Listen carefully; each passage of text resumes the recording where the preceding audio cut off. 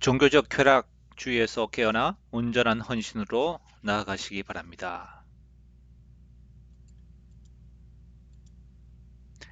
현대 문화는 오락지상주의라고 할 수가 있습니다.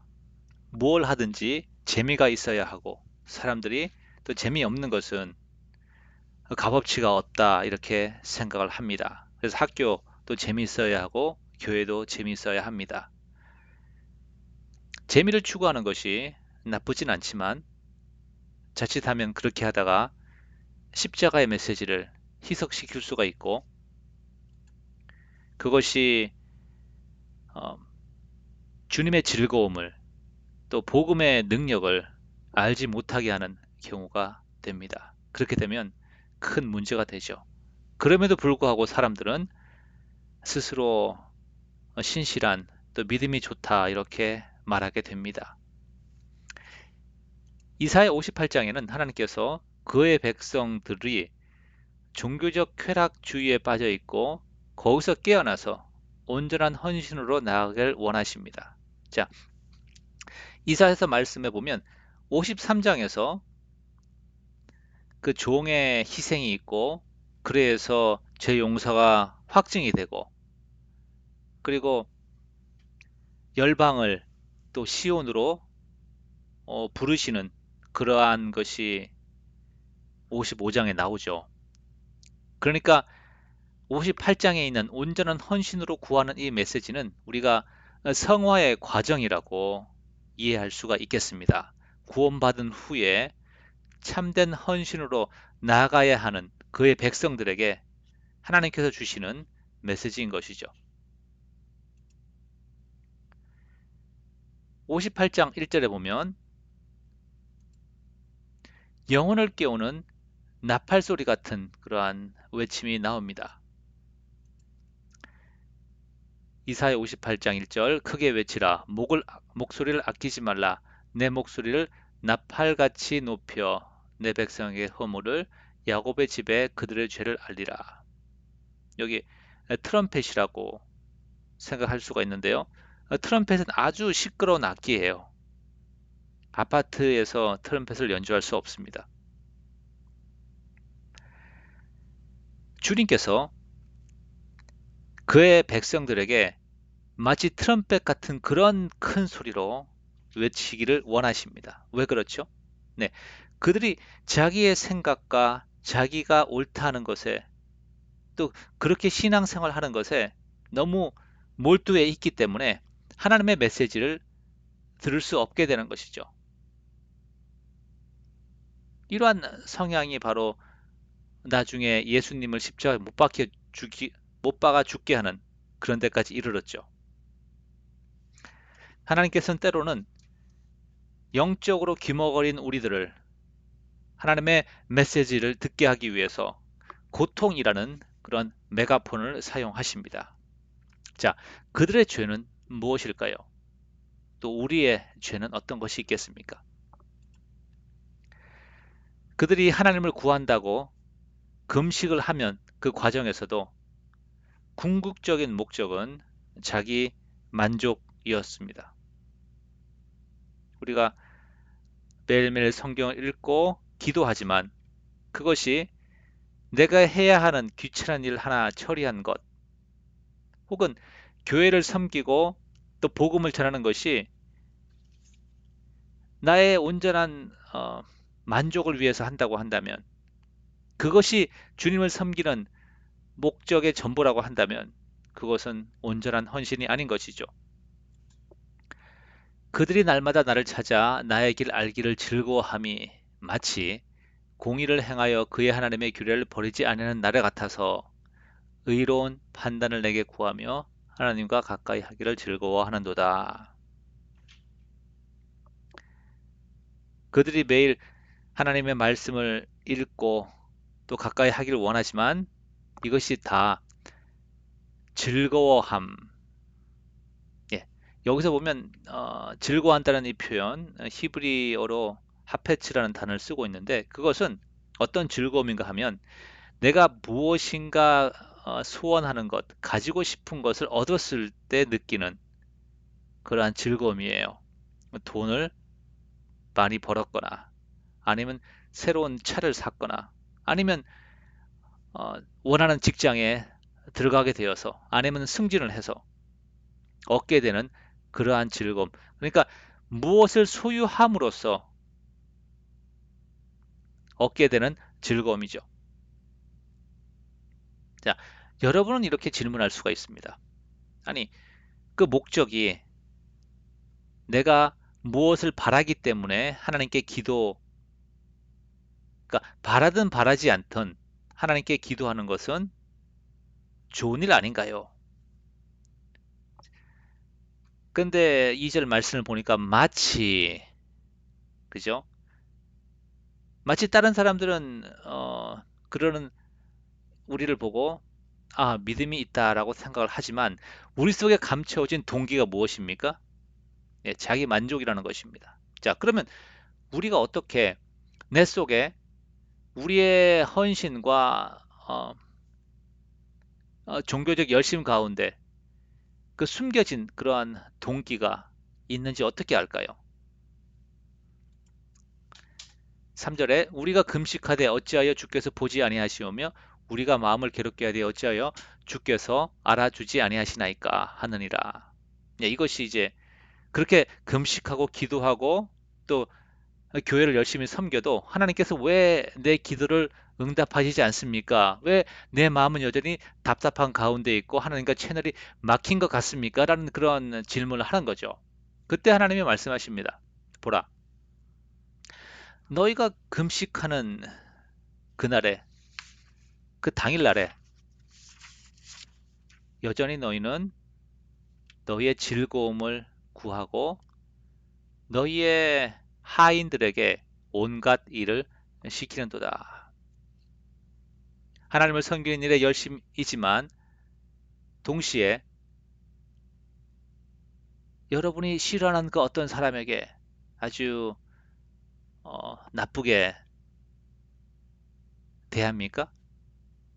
하나님께는 여러분의 기도가 응답되어야 하기 때문에 하나님께 아주 잘 대하고 또 여러분이 그렇게 막대하는 그 사람, 그 사람에게 별로 얻을 것이 없기 때문에 그렇게 나쁘게 대합니까?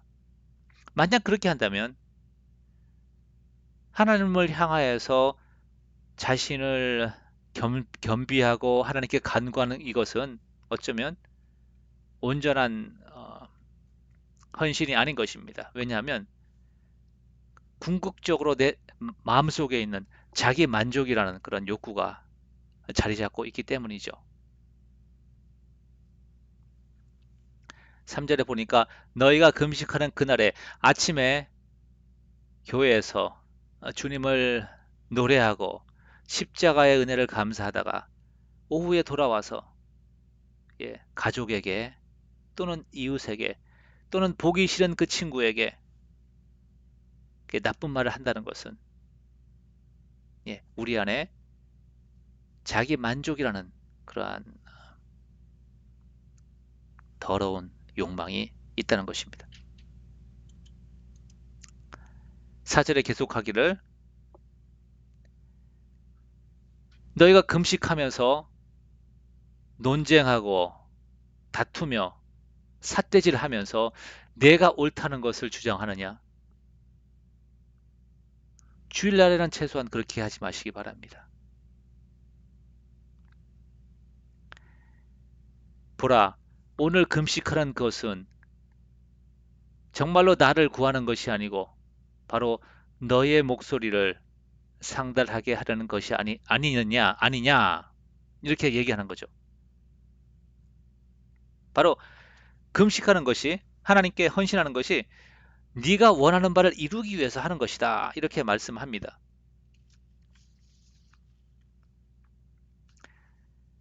얼마 전까지 이웃과 또 가족과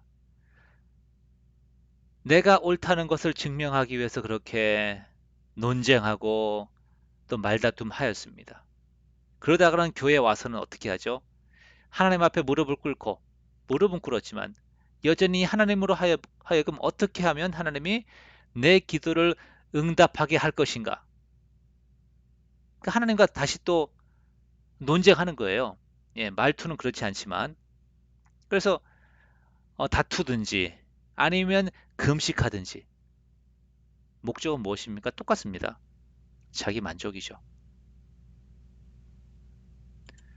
하나님께서는 그런 사람의 숙이는 어떤 기도와 겸비하는 모습을 단지 바람에 흔들리는 갈대라고 아무 의미가 없는 그러한 기도라고 말씀하고 있습니다.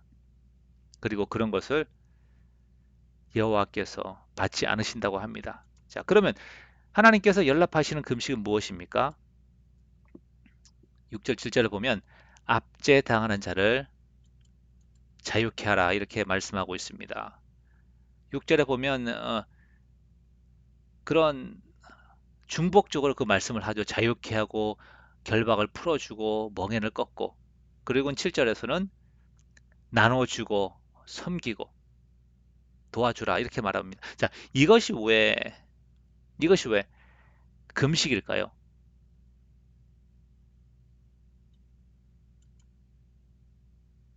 이렇게 하기 위해서는 손해를 감수해야 하죠.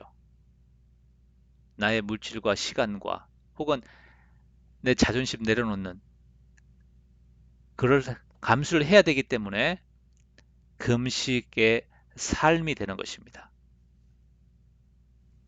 자, 여기서 6절에서는 주로 노예를 풀어주는 그런 개념이 나오죠. 노예는 누구의 노예를 풀어줍니까? 옆집에 사는 옆집 이웃의 노예를 풀어줍니까? 그렇게 하면 안 되죠. 그거는 예, 강도죠. 노예를 풀어주려면 내 노예를 풀어줘야 되는 거야. 내 밑에 있는 노예를 풀어주는 겁니다. 노예를 풀어주면 나에게는 금전적인 손해가 오는 거죠. 그럼에도 불구하고 풀어주는 것이죠. 그래서 구약 성경에 보면 히브리 노예는 7년마다 그리고 모든 노예들은 50년에 한 번씩 희년이 돌아오면 다 해방시켜 줘야 되는 그것이 바로 하나님의 율법이죠. 그러니까 그렇게 하지 않으면 그것은 죄라는 것입니다. 그래서 6절에 보니까 흉악의 결박, 죄의 사슬, 뭐 다른 번역을 보면 예. 그러니까 해방시켜 줘야 하는데 해방시켜 주지 아니하고 붙잡고 있으면 그것은 바로 흉악의 결박이라는 것입니다. 그래서 그런 노예들을 풀어 주라는 것입니다. 오늘날 삶의 비유를 해보면 자, 우리가 누구에게 친구에게 돈을 빌려 주었어요. 근데 그 친구 도저히 갚을 능력이 없습니다.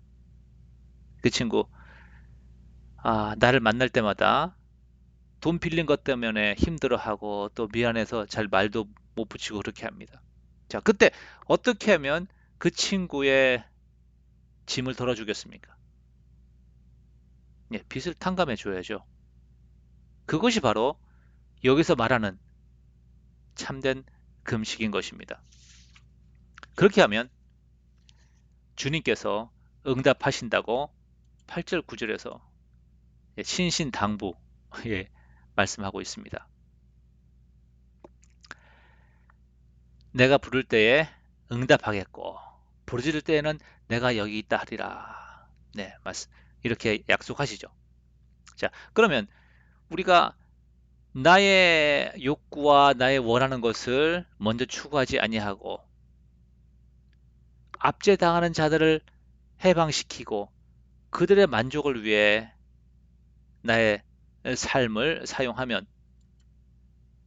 내 영혼에 원하는 것, 나는 어떻게 만족을 얻는가? 이제 뭐 주님께서 우리의 원함을 채우십니다. 사실 우리가 이 답은 알고 있죠, 미리. 그런데 본문에서 이게 말씀하십니다. 11절에 보니까 중간쯤에 내 영혼을 만족하게 하며 네.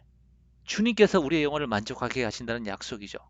10절에서 10절이 이제 어, 다른 번역을 보면 내가 너의 심정을 쏟아 내 영혼을 굶주린 자들을 위해 쏟아내고, 그리고 괴로워하는 자의 심정을 만족하도록 한다면, 이제 이것이 바로 온전한 헌신의 정의가 되겠습니다.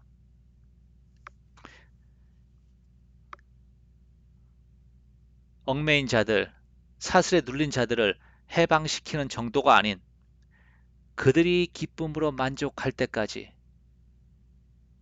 나의 삶을 헌신하는 것.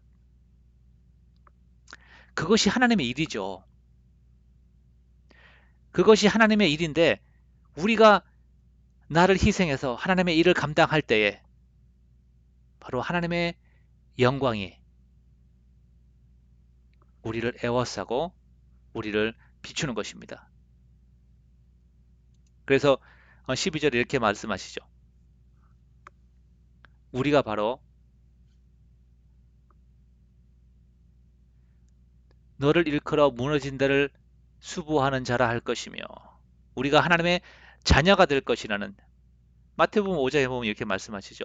화평케 하는 자는 복이 있나니 하나님의 아들이라 일컬음을 받을 것이며. 그렇죠.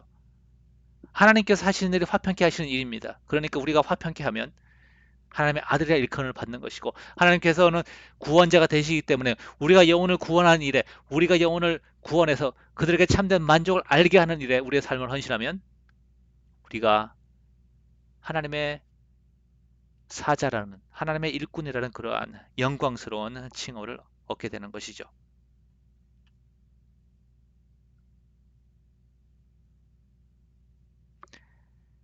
우리가 교회를 섬길 때에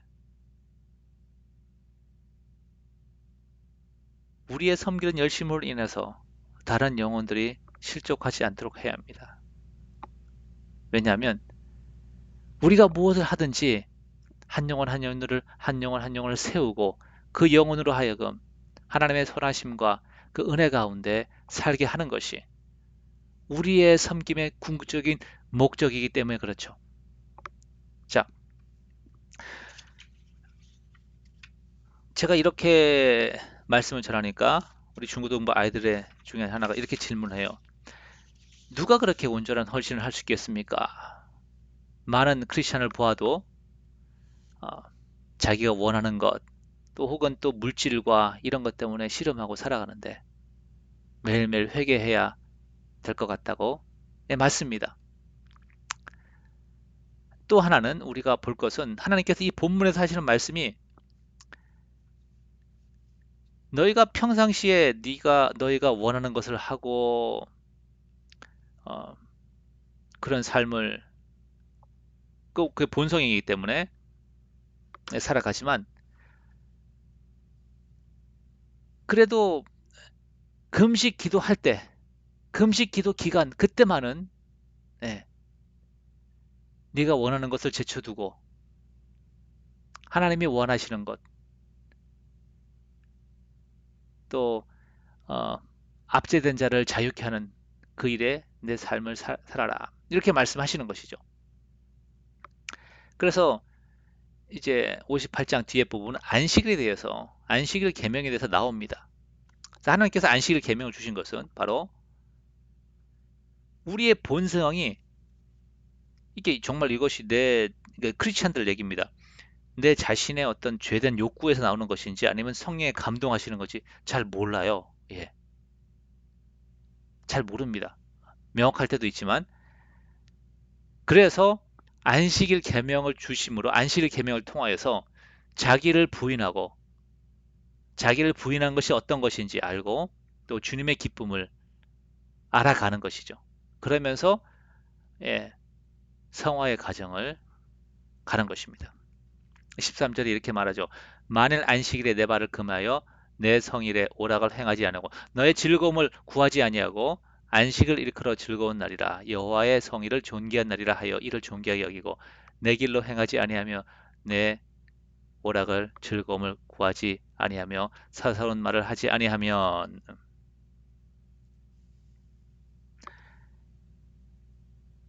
안식일 계명 구약에 주어졌지만 안식일 계명을 주신 그 정신은 신약에도 오늘날에도 유효한 것이죠.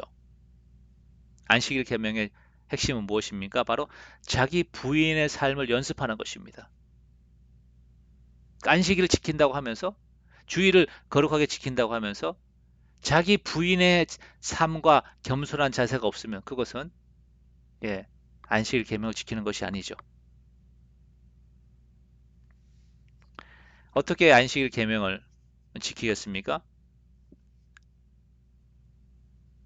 그것이 명확하지 않다면 예, 여기 나와 있는 것, 13절에 나와 있는 것을 마음에 새기시기 바랍니다.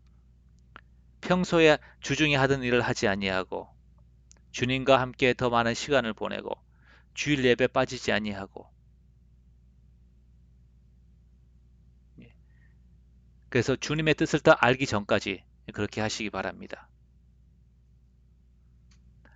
개인적인 것을 하나 나누면 제가 그러니까 주일날에 공부도 하지 아니하고 일도 하지 않고 그렇게 어, 훈련 받았고 그렇게 살아왔습니다. 그런데 그것이 다 이 주의를 지키는 것이 아니었어요. 안식일의 그 정신을 지키는 것이 아니었습니다. 주일날 일을 하지 않으니까 그런데 이제 토요일까지 하다만 일이 있잖아요. 그것이 머릿속에 계속 맴도는 거예요. 그래서 실제로 일을 하진 않지만 머릿속으로 생각합니다. 아, 그래. 월요일날 되면 이거 해봐야지. 이렇게 하고 이 문제는 이렇게 해결해야지. 이런 월요일날 할 일들을 생각하느라고 이제 주일을 보내는 겁니다. 그래서 월요일이 기다려지는 거예요. 네. 이것은 안식 계명을 지키는 것이 아니죠. 자, 안식일의 정신을 지키면 14절에 내가 여호와 안에서 즐거움을 얻을 것이라. 여호와의 입에 말씀이니라. 이렇게 확증하고 또 확인해 주십니다. 말씀을 정리를 합니다. 여러분은 어떤 신을 섬깁니까? 쾌락의 신을 섬깁니까? 아니면 십자가 예수 그리스도의 하나님을 섬깁니까? 세상의 즐거움은 무엇을 소유함으로, 내가 무엇을 통제함으로써 느끼는 즐거움이죠. 그런데 주님의 즐거움은 하나님께 모든 것을 맡김으로 하나님이 행하시는 일들 내가 봄으로써 느끼는 즐거움인 것입니다. 세상의 즐거움은 내가 성취하지 아니하고 내가 다음에 실패하면 없어져 버리는 것이지만 하나님의 주님의 즐거움은 주님이 변하지 않으시기 때문에 점점 그 즐거움이 더 커지고 확실해지는 것입니다. 우리의 만족이 의사결정의 최우선순위가 되지 않게 하시기 바랍니다. 그리고 주위에 힘들어하는 영혼, 가족과 이웃 가운데, 친구 가운데 그 영혼을 만족해 하기 위해서 믿음 가운데 서고 그 영혼이 주님의 사랑을 알게 하기 위해서 헌신하시기 바랍니다. 그러면 주님께서 당신을 만족해 하실 것입니다.